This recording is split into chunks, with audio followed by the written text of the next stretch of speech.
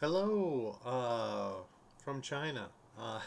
Anyway, I decided to make a quick video just to kind of give you guys an update what's been happening. I've been in China now since 2019. I haven't had a chance to head back. The reason for that is because of COVID, obviously.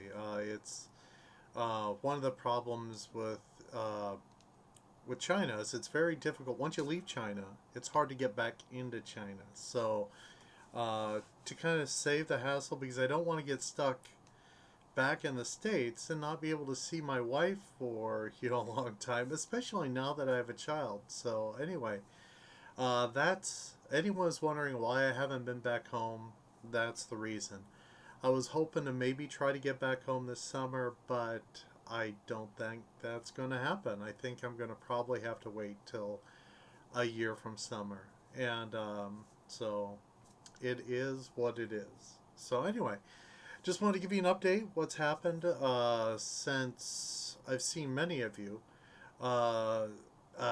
In 2018, Christmas Day, matter of fact, 2018, I got married. Um, I was working, I've been working for a company called Knowledge Link. They have an American high school program, or they have several American high school programs. But I worked for them in Shanghai for Barstow School in Shanghai. Their main school's in Missouri.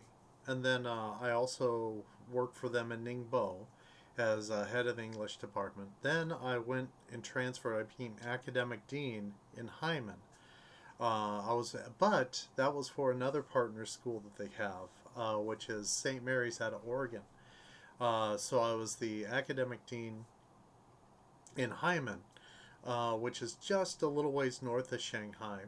I worked there for a couple of years, and then I ended up getting a job being the IB English A literature teacher at Fudan International School in Shanghai.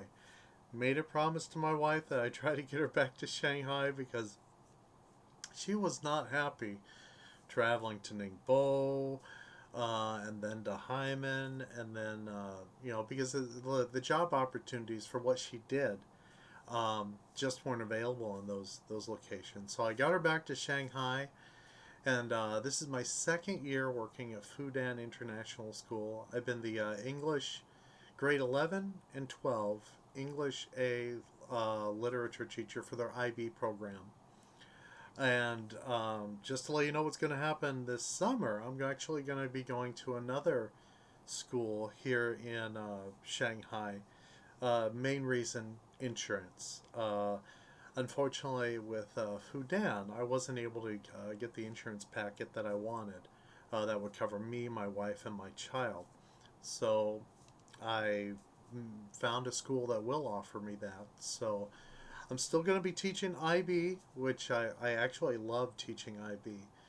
Uh, I might do a video later on this, but I see the IB program as actually being superior to both the Common Core as well as even the AP by College Board.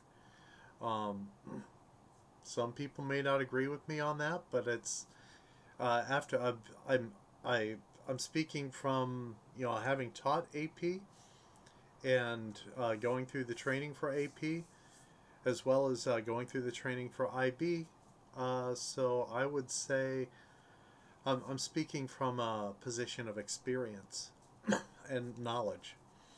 So anyway, as far as that's been my career path so far in China.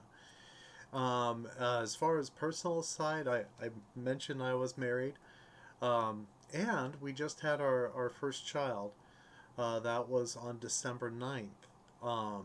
So that was a interesting experience to say the least. Uh, there are some quirks in China as far as after the child was born. One of the quirks was the women in China traditionally. Not everyone's practicing this today, but wife's family is very traditional. Mother-in-law came up, lived with us for 30 days, and my wife she was on bed rest for 30 days. So The mother-in-law, her and I kind of took turns taking care of the baby while my wife rested, gave the child milk. But that rest was pretty much staying in bed, only leaving the bedroom to go to the bathroom. So it was a very interesting experience to say the least. But I was able to help out on weekends and especially during our Christmas break when I didn't have to work. So I had baby duty quite a bit of the time, which is I'm okay with that. The funny thing is, anyone who's a Facebook friend of mine where I'm posting this knows that I'm older, to say the least. So, and that comes with it life experience. And so, over the past years, I've had, on occasion, dated and lived with people that had children.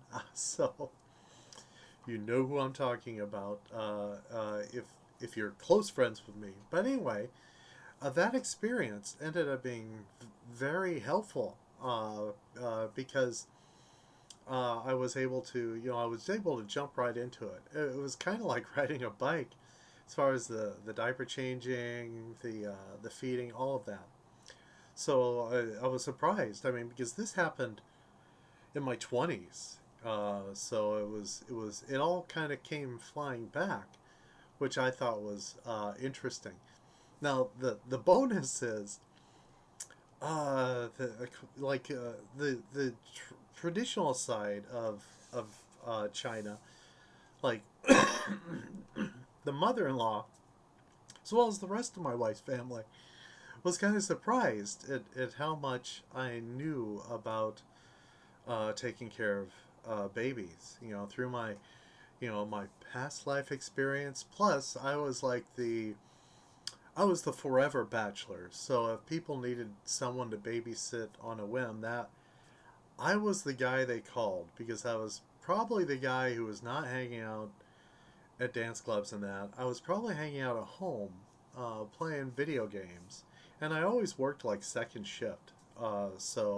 And a lot of times I had weekends free, so I didn't mind helping out sometimes. So anyway, that experience definitely paid off, and the family, my in-laws and that, they're just amazed. They couldn't fathom. So I've kind of set the bar a little high for other Westerners that come to China and get married. I've kind of said, well, this is a Western thing. Of course, we all know how to take care of babies to a certain degree. But anyway, just wanted to share that little tidbit. But as far as uh, life is good. Jorgen, baby's name is Jorgen Klaus Rohr Schuh. Now, the Jorgen Klaus part, the reason why I chose that name, I'll give you a little bit of history. Um, my I was able to trace back my family's origins to Germany on my mom's side, and as I was tracing it back, found out that this Jorgen Klaus Rohr, he brought his entire family to Polina, Iowa, and that's where they stayed. It's like I don't know how much. I think it's like 4 or 5 generations, maybe, that all stayed in that one tiny town. But I thought that he's the person that really made it possible for me to grow up in Iowa. Um, and he was an adventurous person. Obviously, he abandoned. Well, I wouldn't say abandoned. He left his home country, much like I did, and went overseas, and started a new life in an unknown land. So, as well as many German immigrants in the 1860s, 1870s, there was a lot of growth happening in the United States. And so he was one of the people who took advantage of that growth. Anyway, so that's the backstory. That's the reason why I chose the name Jorgen Klaus. Except I did choose like the I'm not sure how you would phrase it, the Americanized version of Jorgen. Um, just to make things less complicated when I'm filling out forms at the embassy. Sorry about that. To get a social security number and passport. Anyway, so that's what's been happening in that front. Um, as far as what else has been happening, I've been trying to, as some of you know, I'm type 2 diabetic, trying to get my blood sugars in control. So I went and did this keto diet thing, and it's similar to like, oh, there's a bunch of things like it's similar to Atkins. It's similar to New Beach diet. It's all it is it's a low carb diet. There's more specifics in keto, but it's just a low carb diet. So I switched to that, and it's been really successful. I've actually dropped.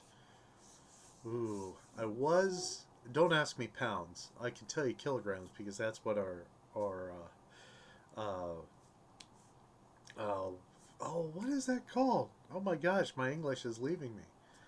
Um, weights. Our bathroom scale. Don't ask me why I couldn't think of that. But according to the bathroom scale, I was at 92 kilograms, which I know is over 200 pounds. Now I'm down to 83 kilograms, and so I'm hoping to keep that trend up. So that's the plan there. But as far as outside, what have I been doing as far as hobbies? Not much walking. I do walking, jump on my electric bike, do a little bit of exploring of this area of Shanghai. We're in the northern part of Shanghai, in like the Yangpu area. As you've seen on my Facebook posts, I've visited old students of mine when I used to work for Barstow. Seen a few people there. I did make a trip down to Ningbo, saw Shellway, uh, and his little his artist group. That was interesting. Just sitting around talking to them. They're all like painting me, or not painting me, but painting pictures of me. And then went and saw my friend Patrick. He's an Iowan that I met in Bahrain when I worked briefly in Bahrain. So, uh, so I did get a chance to see them. I saw my friend Robert. He was in Hangzhou.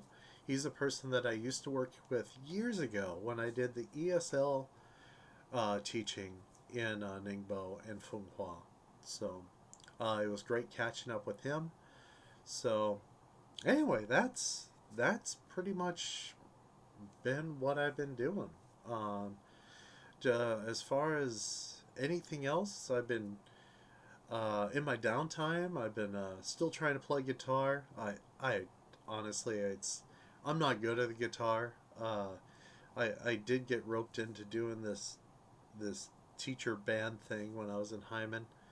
Um, but primarily, the reason why I play guitar is I'm a gamer and I love playing Rocksmith on my computer. And with Rocksmith, you need an actual guitar. So it's not something I dedicate a lot of time to, but it is fun to kind of as a stress reliever. Um, Other things I've been experimenting with, soy vide. Oh, if I'll just say hit YouTube, hit soy vide. It makes wonderful steaks. I've done so many different types of meats, especially with the beef here. The beef that you get in China is when you cook it, even if it's a steak, higher grade steak, it's fairly tough. So I've soy vide that all the time, and it just makes wonderful steaks, tender, beautiful, juicy. Um, I got an Instant Pot recently, and that's great for making. I made a chili. I didn't use ground beef. I actually used pulled pork for that. Wonderful, wonderful. And because I'm on keto, I didn't use actual beans. I actually used, which is uh, red soybeans, which is actually pretty common here. I didn't even know there were red soybeans. So anyway, I see the videos going on for about 15 minutes, and I wanted to keep it short. I didn't want to suck up too much of your time, but I figured instead of me typing a huge essay for you to read, I just thought I'd ramble on. to let you know what's happening with me overseas. And as far as me getting back to Iowa, visiting folk back home, um, I could hope for this summer, but probably not going to happen this summer. It's probably going to be a year from summer. So, anyway, hello again from China and goodbye from China. And I'm looking forward to seeing you when I make my return. And if anyone is ever wants to hook up on like Zoom, or I don't know about Zoom, or any of the voice over internet apps, I'd gladly like to talk to you. As you can guess, it's kind of expat community here in China is not huge. There are expats here, but in Yangpu, not so much. So I'd love to hear from you face to face in person. So definitely reach out to me if you were wanting to do that. We can get together some weekend. Anyway, hopefully I'll talk to you all later. Bye.